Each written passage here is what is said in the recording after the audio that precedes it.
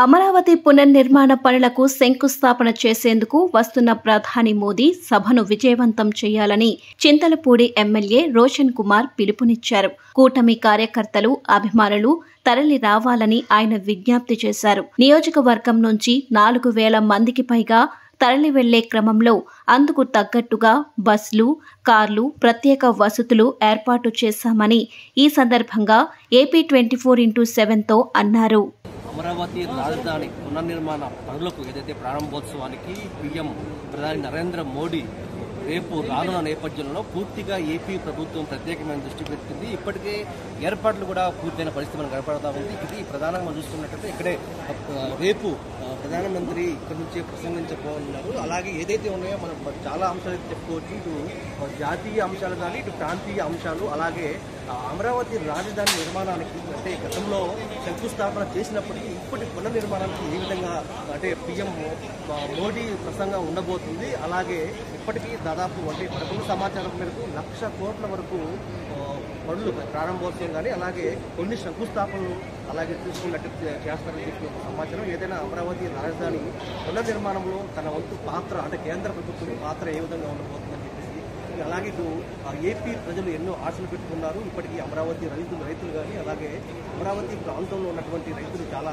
అంటే మనం చూసాం గత ప్రభుత్వంలో కూడా చాలా వరకు అయితే వారు ఫైట్ చేసిన పరిస్థితి. అంటే వారికిపై ఏ విధంగా స్పందిస్తారు, అలాగే అమరావతి రాజధాని పునర్నిర్మాణానికి తన వంతుగా ఏ విధంగా అంటే కేంద్ర ప్రభుత్వం సహాయ సహకారం ఉంటాయని చెప్పేసి ఒక చర్చ అయితే ఏపీ మొత్తం కొనసాగుతుంది. అలాగే చూసినట్లయితే ఏపీ ప్రభుత్వం దీనిపై ప్రత్యేకమైన దృష్టి పెట్టింది. సీఎం చంద్రబాబు నాయుడు కానీ, అలాగే మంత్రులు, ఎమ్మెల్యేలు ఎప్పటికప్పుడు కూడా పూర్తి స్థాయిలో అమరావతి కానీ, ఇటు కృష్ణ, ఉమ్మడి గుంటూరు, అలాగే చుట్టుపక్కల ఉన్నటువంటి ఏదైతే ప్రకాశం డిస్టిక్ ఉందో ప్రకాశం డిస్టిక్ ప్రధానంగా వెస్ట్ గోదావరి నుంచి కూడా ఏదైతే ప్రాంతాలు ఉన్నాయో రద్దీగా ఉన్న ప్రాంతాలు అంటే ట్రాఫిక్ ఏ విధంగా ఉండబోతుందో దానిపై కూడా ప్రత్యేక దృష్టి పెట్టింది. ఇప్పటికే 8 మార్గాలు మనకున్న సమాచారం మేరకు అయితే 8 మార్గాల ద్వారా ఈ సభాస్థలి ఏదైతే ఉందో వెలగపూడి సెక్రటరియట్ సచివాలయం ఉన్న పక్కన ఉన్నటువంటి సభాస్థలి వద్ద 8 మార్గాలు కానీ, అలాగే ఇటు మన ప్రధానంగా విజయవాడ కానీ, ఇటు గుంటూరు, అమరావతి అంటే ఎక్కడి నుంచి వస్తారు ఏంటి అని దానిపై పూర్తి క్లారిటీ కానీ, ఇటు ఎస్పీజీ సిబ్బంది ఇప్పటికే పూర్తిగా తమ ఆధీనంలోకి తీసుకున్నారు. ఎక్కడికెక్కడ భారీగా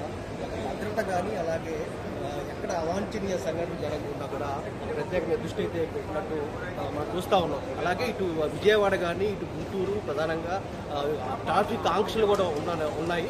ఉదయం 5 గంటల నుంచి రేపు ఉదయం 5 గంటల నుంచి రాత్రి 10-11 గంటల వరకు కూడా ట్రాఫిక్ ఆంక్షలు అయితే కొనసాగే అవకాశం కనపడతా ఉంది. ఎక్కడికక్కడ ట్రాఫిక్ మళ్లింపు కూడా మనం చూస్తూ ఉన్నాం. ట్రాఫిక్ అయితే మళ్లించే పరిస్థితి అయితే ఉంది.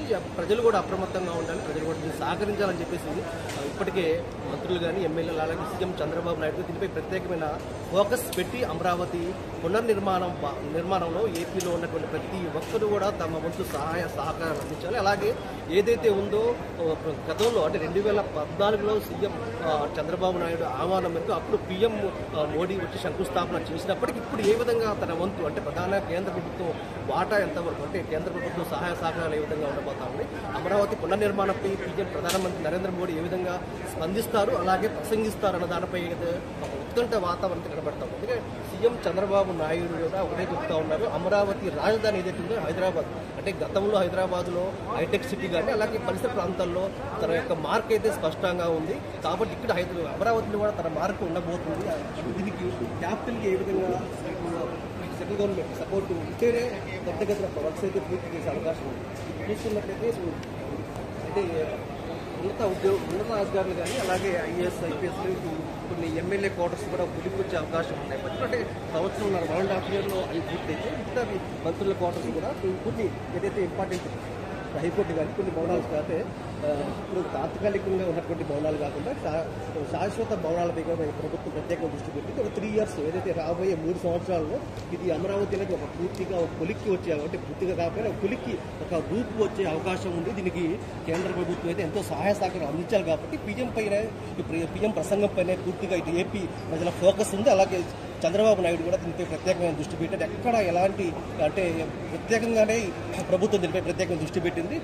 పీఎం మోడీ రానున్న నేపథ్యంలో ప్రధాని నరేంద్ర మోడీ రానున్న నేపథ్యంలోనే ప్రత్యేకంగా ఒక ఛాలెంజ్గానే ఇక్కడ సభ ఏర్పాట్లు కానీ, అలాగే ఎక్కడ ఎలాంటి సంఘటనలు జరగకుండా అలాగే ఇటు బెలూన్లు కానీ బిల్లులు ఎగరేయటం కానీ, అలాగే ఏదైతే ఉన్నాయో డ్రోన్స్ కూడా ఎక్కడ ఎవరు అంటే ప్రైవేట్ వ్యక్తులు కానీ ఇతర ఎక్కడ ఎలాంటి అవాంఛనీయ సంఘటన జరగకుండా, అలాగే పోలీసు నిఘా కానీ ఎస్పీజీ పూర్తిగా తమ ఆధీనంలో తీసుకునే నేపథ్యంలోనే పోలీసు ప్రత్యేకమైన కోడళ్ళు కానీ రహదారుల వద్ద మాత్రమే పోలీసుల యొక్క డ్రోన్లు అయితే ఉన్న నేపథ్యంలోనే ఎవరు కూడా ఎలాంటి డ్రోన్లు ఎగరేయటం కానీ బెలూన్లు ఎగరేయటం కానీ చేయొద్దని చెప్పేసి ఇప్పటికే ప్రభుత్వం ప్రత్యేకంగా సూచనలు కూడా జారీ చేసిన నేపథ్యంలో దీనికి ప్రజల నుంచి కూడా స్పందన రావాలి. అలాగే 5 లక్షల మంది, సుమారు 5 లక్షల మంది ఇటు ప్రధాని నరేంద్ర మోడీ ఈ సభకు రానున్న నేపథ్యంలోనే ఇంకా అంటే ఏ విధంగా ఉండబోతుంది, రూట్ మ్యాపులు కానీ ఇప్పటికే ఖరారు చేశారు.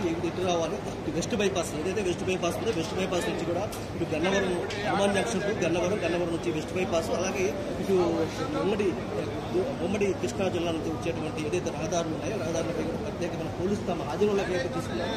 ఇది చూసుకున్నట్లయితే గుంటూరు నుంచి వచ్చే వెహికల్స్ పై కూడా ప్రత్యేకమైన అంటే ఏదైతే బస్సులు ఉన్నాయో బస్సులు కూడా జీపీఎస్ అయితే అమర్చినట్లు కూడా రూట్ మ్యాప్ అయితే ఇప్పుడు ఖరారు అయితే ఎక్కడ ఎలాంటి ట్రాఫిక్ ఇబ్బంది లేకుండా అంతరాయం కలగకుండా కూడా ఎక్కడికెక్కడ భారీ ఏర్పాట్లు చేశారు. అలాగే చూసుకున్నట్టయితే ఈ ఒకటే మనం చెప్పుకోవాలి, సీఎం చంద్రబాబు నాయుడు దీనిపై ప్రత్యేకమైన దృష్టి పెట్టారు. అమరావతి క్యాపిటల్ను తాము ఎట్టి పరిస్థితుల్లో కూడా ఆగేది లేదు. దీన్ని రాబోయే రోజుల్లో ఒక పార్లమెంట్లో చట్టసభల్లో కూడా మద్దతు కోసం వెళ్ళే అవకాశం కూడా ఉన్న నేపథ్యంలోనే దీనికి చట్టసభ మద్దతు ఏదైతే ఉందో చట్ట మద్దతు కూడా కల్పించాలని చెప్పేసి ఫోకస్ పెట్టిన నేపథ్యంలోనే పూర్తి స్థాయిలో అమరావతి రాజధానిని ఒక అంటే ఏపీలోనే మనం చూసుకున్నట్టయితే అంటే ఒక టాప్ రాజధానిగా రాబోయే రోజుల్లోనే ఒక ఏదైతే హైదరాబాద్కు అంటే గతంలో చూసుకున్నట్టు హైటెక్ సిటీ ఏ విధంగా ఉందో హైటెక్ సిటీ కానీ చుట్టుపక్కల అటువంటి ఏదైతే ప్రాంతాలు ఉన్నాయో ఆ విధంగా దీనిపై కూడా ప్రత్యేకమైన దృష్టి పెట్టి తన చంద్రబాబు నాయుడు మార్పు చూపించుకోవాలనే చూస్తా ఉన్న నేపథ్యం. అంటే ఏదైనా క్యాపిటల్ ఉంటేనే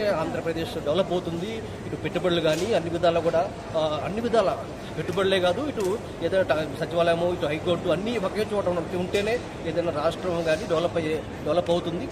ప్రధానంగా క్యాపిటల్ కూడా ఎక్కడ తగ్గకుండా ఏదైతే ఉందో హైదరాబాదు లాంటి ఒక నగరాన్ని నిర్మించాలి అంటే ఇటు కృష్ణా కానీ ఇటు విజయవాడ, గుంటూరు నగరాల మధ్యనటువంటి ఏదైతే ప్లేస్ ఉందో ఈ ప్లేస్ ఒక సూటబుల్. అలాగే చూసుకున్నట్లయితే కృష్ణానది కూడా ఉన్న నేపథ్యంలోనే ఏదైతే వాటర్ సోర్స్ కూడా ఉన్న నేపథ్యంలో దీనికి ఒక అనువైన ప్రాంతంగా గతంలో గుర్తించినప్పటికీ దీనిపై పీఎం మోడీ ఏ విధంగా స్పందిస్తారు. అలాగే ప్రధానంగా మనం చూసుకున్నట్లయితే ఈ జాతీయ అంశాలు గతంలో అంటే ఇప్పుడు ఇక్కడ వచ్చిన నేపథ్యంలోనే ఇటు జాతీయ అంశాలు కానీ పలు ప్రాంతీయ అంశాలు, అలాగే ఇటు క్యాపిటల్ ఏదైతే ఉందో అమరావతి క్యాపిటల్పై ఏ విధంగా స్పందిస్తారు, ఏ విధంగా స్పీచ్ ఇస్తారని దానిపై కూడా ప్రజలైతే ఒక చర్చ జరుగుతుంది. అలాగే ఇటు ప్రభుత్వం కూడా ఏపీ ప్రభుత్వం కూడా దీనిపై ప్రత్యేకంగా దృష్టి పెట్టింది. ఏపీ ప్రభుత్వం అంటే సీఎం చంద్రబాబు నాయుడు కూడా ఒకటే దాన్ని క్యాపిటల్ను ఛాలెంజ్గా తీసుకున్న నేపథ్యంలోనే ప్రభుత్వం కూడా దీనిపై ప్రత్యేకంగా దృష్టి పెట్టింది. మంత్రులు ఎమ్మెల్యేలు కూడా ఎప్పటికప్పుడు దీనిపై పూర్తి స్థాయిలో సమీక్షా సమావేశాలు, అలాగే ఉన్నతాధికారులు పోలీస్ బాసులు, జిల్లా ఎస్పీలు, అలాగే ఇటు ఉన్నత స్థాయి అధికారులు ఎవరైతే ఉన్నారో ఉన్నత స్థాయి అధికారుల నుంచి కింద స్థాయి సిబ్బంది వరకు దీనిపై పూర్తిగా ఇన్వాల్వ్మెంట్ అయితే ఉంది. అలాగే ఇటు ప్రధానంగా అంటే అమరావతి ప్రాంతంలో ఉన్న చుట్టుపక్కల జిల్లాలు ఏదైతే ఉన్నాయో కృష్ణా కానీ ఇటు గుంటూరు జిల్లా, అలాగే ఇటు ఉన్నటువంటి గుంటూరు, ప్రకాశం డిస్ట్రిక్ట్, వెస్ట్ గోదావరి అంటే ఈ జిల్లాల్లో ఎవరైతే ఉన్నారో ప్రధానంగా 5 లక్షల అంటే ఈ బోర్డర్స్ నుంచి కూడా 5 లక్షల మంది వచ్చే అవకాశం ఉన్న నేపథ్యంలోనే ఇంకా రాబోయే అంటే పూర్తి స్థాయిలో అభివృద్ధి చేయాలి కాబట్టి దీనికి కేంద్ర గవర్నమెంట్ సపోర్ట్ ఎంతైనా అవసరం ఉంది. దీనిలో అంశంగానే అంటే కేంద్రం ఏ విధంగా సహాయకారం అందిపోతుంది అంటే అందించబోతుంది, ప్రధానమంత్రి దీనిపై ఏ విధంగా స్పందిస్తారు, ఇంకా అభివృద్ధి పనులు కానీ ఇంకా తాను ఏ విధంగా అండగా ఉంటాను అమరావతి రాజధాని నిర్మాణానికి తమ వంతు సహాయ సహకారాలు ఏ విధంగా ఉండబోతాయనే అంశమే ప్రధానంగా ఎజెండాగా ఉండబోతుంది. దీనిపై పూర్తి స్థాయిలో అయితే ఇక్కడ ఒక ఎస్పీజీ అధీనంలో ఉంది. అలాగే పోలీసులు కూడా ఎక్కడికక్కడ తమ యొక్క ఎక్కడ ఎలాంటి సంఘటనలు జరగకుండా కూడా ట్రాఫిక్ అంతరాయం లేకుండా అయితే పూర్తిగా ఏర్పాట్లు చేస్తా ఉన్నారు. ఏదేమైనప్పటికీ రేపు జరగబోయే సభలో పీఎం మోడీ ఏ విధంగా స్పీచ్ ఇవ్వబోతున్నారు, అలాగే దీనిపై అమరావతి రాజధాని అభివృద్ధిపై అంటే ఇక పూర్తిగా ఎలాంటి అంటే ఇప్పటికే చూసుకున్న సమాచారం వరకు 1,00,000 కోట్ల వరకు సెంట్రల్ గవర్నమెంట్ సపోర్ట్ చేస్తుంది అని చెప్పేసి పడకుండా సమాచారం ఉన్నప్పటికీ ఇంకా దీనిపై ఏ విధంగా క్లారిటీ ఇవ్వబోతా ఉన్నారు ప్రధానమంత్రి నరేంద్ర మోడీ కానీ. అలాగే దీనిపై అంటే ఇటు జనసేన కానీ డిప్యూటీ సీఎం పవన్ కళ్యాణ్ కూడా దీనిపై ఏ విధంగా స్పందిస్తారు. అంటే ప్రధానంగా ఒక అంశం అయితే చెప్పుకోవాలి, ప్రధానంగా ఫోకస్ మొత్తం కూడా ప్రధాని నరేంద్ర మోడీపై ఉన్న నేపథ్యంలోనే ప్రధాని నరేంద్ర మోడీ అమరావతి